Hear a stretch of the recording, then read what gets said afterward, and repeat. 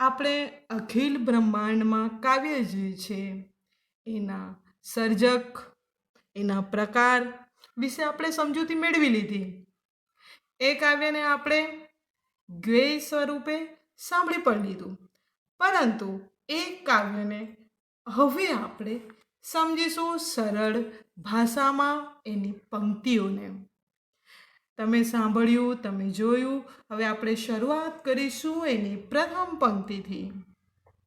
એની પ્રથમ પંક્તિ છે, અખિલ બ્રહ્માંડમાં એક તું શ્રીહરિ, જુજવે રૂપે અનંત ભાસે, દેહમાં દેવ તું, તત્વમાં તેજ તું, શૂન્યમાં શબ્દ થઈ વેદ વાસે. પંક્તિની શરૂઆત થાય છે, અખિલ બ્રહ્માંડમાં એક તું શ્રીહરિ. જોયા પહેલા અર્થ તો ક્લિયર થઈ ગયેલો કે અખિલ બ્રહ્માંડ એટલે કે સમગ્ર સૃષ્ટિ. એનો સર્જનહાર કોણ છે? એકમાત્ર શ્રીહરિ, ઈશ્વર. જુજવે રૂપે અનંત ભાસે. જુજવે રૂપે અર્થ શું થશે? જુદા જુદા રૂપોમાં. શું થાય છે? જુજવેનો અર્થ જુદા જુદા રૂપોમાં. અનંત ભાસે. અનંત શબ્દનો અર્થ થાય છે કે જેનો કોઈ અંત નથી તેવું. એના માટે એક શબ્દ વપરાય, અનંત. એ શું થયું? તમારું શબ્દ સમૂહ. વ્યાકરણ જે છે, જે આપણે 20 માર્ક્સનું પૂછાય છે. હવે 20 માર્ક્સના વ્યાકરણમાં 2 માર્ક્સનું ગુણભાર જે છે એ શબ્દ સમૂહ માટે હોય છે. તો આ જે અનંત શબ્દ છે એ શબ્દ સમૂહ માટેનો એક શબ્દ છે કે જેનો કોઈ અંત નથી તે એમ પૂછાય છે. તો ઉત્તર આપણો રહેશે અનંત. એના માટે એક શબ્દ કયો છે? અનંત. તો શું? જુદા જુદા રૂપમાં, એ અનંત રૂપે, જેનો ક્યારેય અંત નથી, એ રીતે આપણને એનો ભાસ થાય છે, દેખાય છે. તો અખિલ બ્રહ્માંડમાં એક તું શ્રીહરિ. અહીં જે પંક્તિ છે એમાં આપણું વિશેષણ પણ બને છે. વિશેષણની સમજ જે છે અગાઉના વર્ગ ધોરણમાં તમે મેળવી ચૂક્યા છો કે જે વિશેષ અર્થ આપે છે. તો અહીં જે પંક્તિ છે આપણી, અખિલ બ્રહ્માંડમાં એક તું શ્રીહરિ. તો અહીં જે છે બ્રહ્માંડ ને વિશેષ કેવું? અખિલ બ્રહ્માંડ, આખા બ્રહ્માંડ ની વાત થઈ છે. બ્રહ્માંડ છે પણ કેવું? આખું. એટલે કયું વિશેષણ બનશે? અખિલ. બ્રહ્માંડ આપણું વિશેષ્ય રહે છે. અને એક છે એક તું શ્રીહરિ. શ્રીહરિ કેટલી છે? એક. બરાબર? અહીં આપણું સંખ્યાવાચક વિશેષણ. પરંતુ આપણે વિશેષણનો પ્રકાર બતાવવાનો રહેતો નથી, માત્ર શું બતાવવાનું રહે છે? વિશેષણ. તો અહીં જે આપણી જે પંક્તિ છે કે અખિલ બ્રહ્માંડમાં એક તું શ્રીહરિ. તો અહીં અખિલ અને એક, આ બે જે શબ્દો છે એ આપણા વિશેષણ બને છે. તો અખિલ બ્રહ્માંડમાં એક તું શ્રીહરિ, જે છે જુદા જુદા રૂપે, અનંત રૂપે આપણને ભાસે છે, દેખાય છે. હવે કયા સ્વરૂપે? તો અહીં બતાવવામાં આવ્યું છે, દેહમાં દેવ તું, તત્વમાં તેજ તું, શૂન્યમાં શબ્દ થઈ વેદ વાસે. હવે દેહમાં દેવ તું. દેહમાં કયા સ્વરૂપે? દેવ સ્વરૂપે. અહીં દેહ શબ્દ છે એના સમાનાર્થી રહેશે તન, કાયા, શરીર. બરાબર? વ્યાકરણમાં સમાનાર્થીને પણ કેટલા ગુણનું છે? 2 ગુણ. 20માંથી 2 ગુણના સમાનાર્થી પણ રહે છે. તો અહીં જે દેહ શબ્દ છે એના સમાનાર્થીઓ કયા રહેશે? તન, શરીર, કાયા. હવે શરીરમાં કે દેહમાં દેવ રૂપે રહેલો છે. તત્વમાં એ તેજ સ્વરૂપે, અને એ શૂન્યમાં શબ્દ થઈ ક્યાં? વેદ વાસે. વેદ 4 પ્રકાર છે, આપણને ખબર છે. પ્રાચીન સમયમાં જે વેદો 4 થઈ, સૌથી જૂનું જે છે, પ્રાચીન જે છે, કયો છે? ઋગ્વેદ.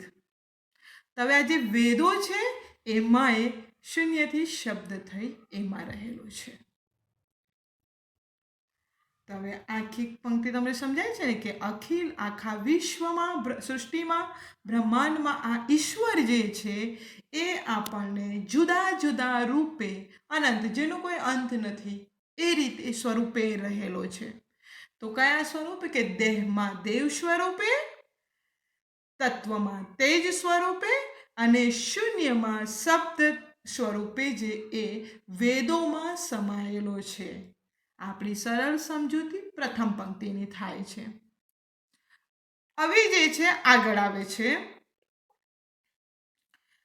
પવન તું, પાણી તું, ભૂમિ તું, ભૂધરા, વૃક્ષ થઈ ફૂલી રહ્યો આકાશે, વિવિધ રચના કરી અનેક રસ લેવાને, શિવ થકી જીવ થયો એ જ આશે.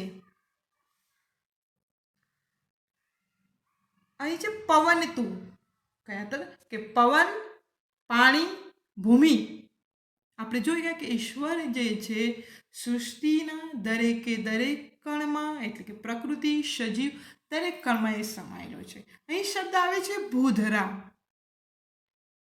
હવે ભૂધરા શાના માટે છે? ભૂમિને ધારણ કરનાર. શું થાય છે? ભૂધરાનો અર્થ ભૂમિને ધારણ કરનાર. શબ્દ સમૂહ માટે એક શબ્દ કે ભૂધરાનો અર્થ કે ભૂમિને ધારણ કરનાર. વૃક્ષ થઈ ફૂલી રહ્યો આકાશે. તો આકાશમાં વૃક્ષ રૂપે ખીલી રહ્યો છે. આકાશમાં વૃક્ષ થઈને ખીલી રહ્યો છે. આ સૃષ્ટિની જે રચના કરી તો એ શાના માટે કરી? અહીં આવે છે કે વિવિધ રચના કરી અનેક રસ લેવાને. તો આ રસમય જે રચના કરી છે વિવિધ એ શાના માટે પરમ તત્વએ કરી છે? રસ લેવાને માટે, આનંદ જે છે એ લેવાને માટે આ જે સૃષ્ટિ છે એની રચના કરી. અને શું થયો? શિવ થકી જીવ થયો એ જ આશે. એ આશાએ તે શિવમાંથી એણે જીવનું રૂપ જે છે એ ધારણ કર્યું. શિવમાંથી જીવ વિવિધ રચનાઓ શાના માટે કરી છે ઈશ્વરે? કે પોતે આનંદ લેવો છે, રસ લેવો છે, જેના લીધે જે છે એણે આ રચના કરી છે. તો પ્રશ્ન થાય કે પરમાત્માએ વૈવિધ્ય પૂર્ણ સૃષ્ટિનું સર્જન શા માટે કર્યું? એક વાક્ય માટે કે પરમાત્માએ વૈવિધ્યપૂર્ણ સૃષ્ટિનું સર્જન શા માટે કર્યું? તો આપણે જોઈ ગયા પંક્તિમાં કે પરમાત્માએ પોતાની રસ વૃત્તિ માટે, આનંદ માટે આ વૈવિધ્યપૂર્ણ સૃષ્ટિનું સર્જન કર્યું છે.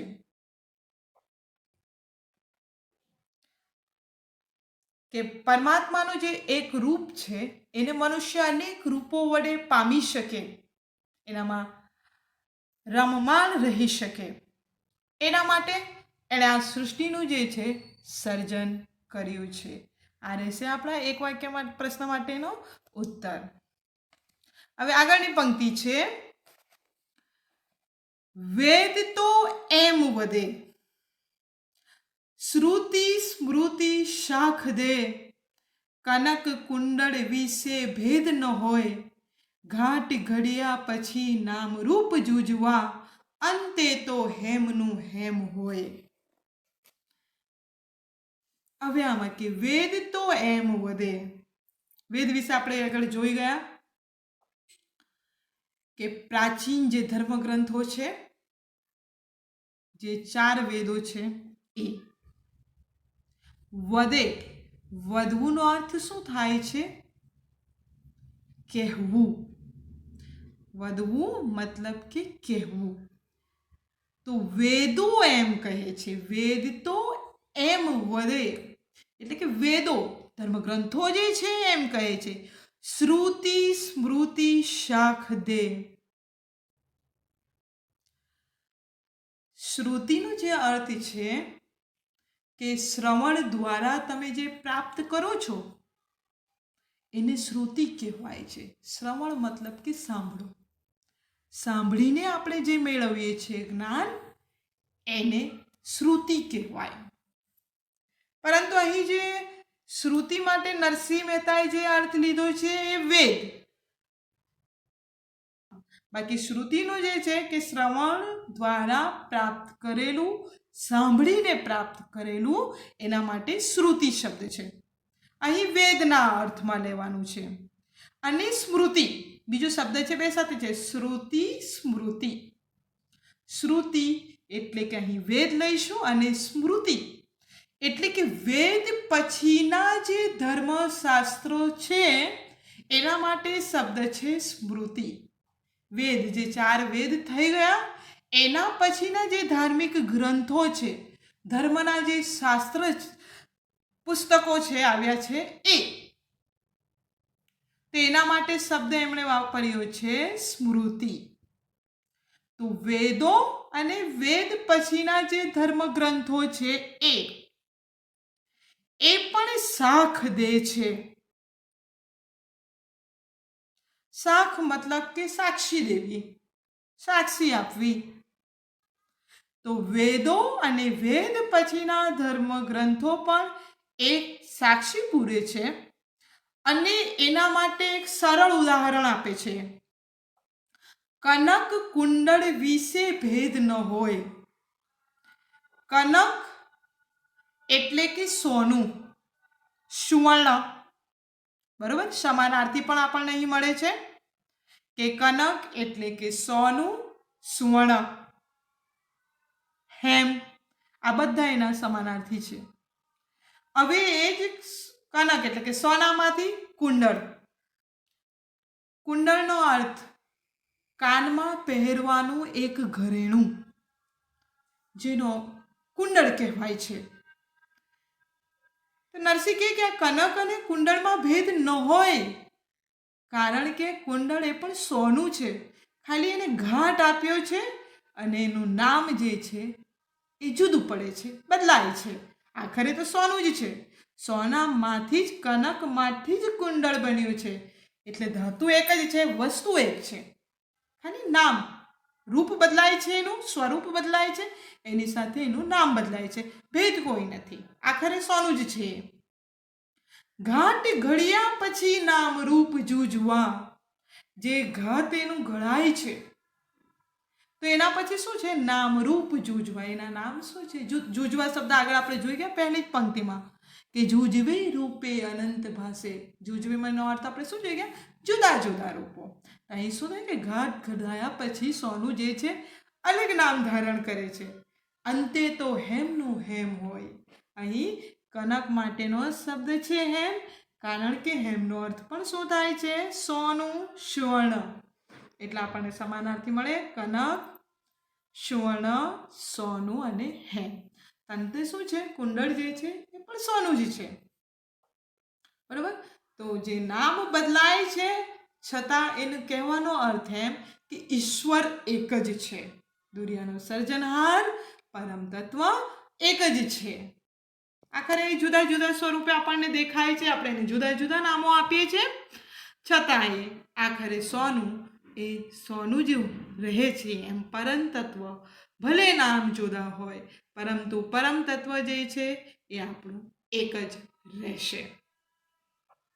હવે આપણે ચોથું પંક્તિ પર આવીએ કે ગ્રંથે ગડબડ કરી, વાત નવ કરી ખરી, જેને જે ગમે તેને પૂંજે, મન વચન કર્મથી આપ માની લહે, સત્ય છે એ જ મન એમ સૂઝે. મન એમ સૂઝે. હવે એમ કહે છે કે પરમ તત્વ એક છે, છતાં એ જુદા જુદા નામે દરેક પોતાની રીતે એને પૂજે છે, એની પ્રાર્થના કરે છે. તો આ બધી ગડબડ ક્યાંથી ઊભી થઈ ગઈ? એ અર્થ કે આ ગડબડ કઈ રીતે ઊભી થઈ કે દરેક પોતપોતાની રીતે એને સમજે છે, પોતપોતાની રીતે ઈશ્વરને માને છે. તો અહીં આ પંક્તિમાં એ સમજાવે છે કે સૌથી મોટી ગડબડ જે છે, ગ્રંથે ગડબડ કરી વાત ન કરી ખરી. તો ધર્મ ગ્રંથો જે છે એના ઉપર કે જે શાસ્ત્રો છે એણે આખી ગડબડ ઈશ્વર સંબંધી ઊભી કરી દીધી. કારણ કે આપણે જે વાંચીએ છીએ એનું અધ્યયન કરીએ છીએ, પછી આપણે એનું અધ્યયન કરીએ છીએ ને પછી આપણું મગજ, આપણું મન જે સ્વીકારે છે, દરેકની રીતે વિચારે છે. વિચારવાની શક્તિ દરેકની જુદી જુદી, અર્થઘટન કરવાની શક્તિ જુદી જુદી છે. એટલે પોતપોતાની રીતે અર્થઘટન કરે અને પછી એ અર્થઘટન કર્યા પછી વ્યક્તિ એમ માને છે કે હું જે કહું છું એ જ વસ્તુ સાચી છે. પછી પોતાને જે ગમે છે એને પોતાનું ભગવાન માની લે છે, ઈશ્વર માની લે છે અને મન વચન કર્મથી એનો જે સ્વીકાર કરે છે અને સત્ય છે એમ પણ એ માને છે. તેમાં છે કે શું કરે છે, ગ્રંથ સૌથી મોટી કે એનું અધ્યયન કરે છે. તેણે એમાંથી એ જે પોતે સમજે છે એને શું માને છે, સાચું માને છે. એને જે પૂજે છે એની જ પ્રાર્થના કરે છે અને મન વચન કર્મથી એને જ સાચ માની લે. શું થયું પંક્તિ છે, મન વચન કર્મથી આપ માની લે. લહે નો અર્થ છે લેવું, સમજી લેવું. મન વચન કરતી માની લે સમજવું. સત્ય છે એ જ મન એમ શું છે, એનું મન પછી એમ જ કહે છે કે આ વસ્તુ જ સત્ય છે. તો પછી એને જે માનવા લાગે છે, એને જે ઈશ્વર તરીકે સમજવા લાગે છે. તો અહીં આપણને પ્રશ્ન એ થાય કે જ્ઞાન ગ્રંથો થકી કઈ પરિસ્થિતિ સર્જાય છે. એક વાક્યમાં પૂછાઈ શકે છે કે જ્ઞાન ગ્રંથો થકી કઈ પરિસ્થિતિ સર્જાય છે. તો આપણું ઉત્તર રહેશે આ પંક્તિને અનુલક્ષીને કે જ્ઞાન ગ્રંથો થકી ઈશ્વર સંબંધી ગડબડની પરિસ્થિતિ સર્જાય છે. ઈશ્વર સંબંધી ગડબડની પરિસ્થિતિ જે છે એ સર્જાય છે. આ પંક્તિ દ્વારા એ સમજાય છે કે આખું ઈશ્વર સંબંધી જે સૃષ્ટિમાં અલગ અલગ વ્યક્તિઓએ જે અલગ અલગ ધર્મ, અલગ અલગ વાળાઓ પાડ્યા છે, અલગ અલગ ઈશ્વર, અલ્લાહ, ગોડ અલગ અલગ નામ ધારણ કર્યા છે, છતાં નરસિંહનું કહેવું છે કે ઈશ્વર એક છે. આપણે આપણી રીતે સમજીને આપણી મન જે માને છે એને આપણે શું કર્યું છે, સત્ય માની લીધું છે. હવે જે છેલ્લી પંક્તિ છે આપણી, વૃક્ષમાં બીજ તું, બીજમાં વૃક્ષ તું, જોઉં પંતર તો એ જ પાસે, ભણે નરસૈયો એ મન તણી શોધના, પ્રીત કરું પ્રેમથી પ્રગટ થાશે. અહીં જે છે વૃક્ષમાં બીજ તું, બીજમાં વૃક્ષ તું, અહીં જે નરસિંહ જે છે ને કાર્ય કારણ વચ્ચેનો સંબંધ દર્શાવે છે. કે આપણે જાણીએ છીએ કે કારણ વગર કોઈ પણ કાર્ય જે છે એ સંભવી શકે નહીં. અહીં બીજ જે છે એ કારણ છે અને વૃક્ષ જે છે એ કાર્ય છે. બીજને ધરતી પર રોપીએ તો જ આપણને વૃક્ષ જે છે મળે છે, એના ઉપર પાંદડા, ફળ, ફૂલ વગેરે એનો વિસ્તાર થાય છે.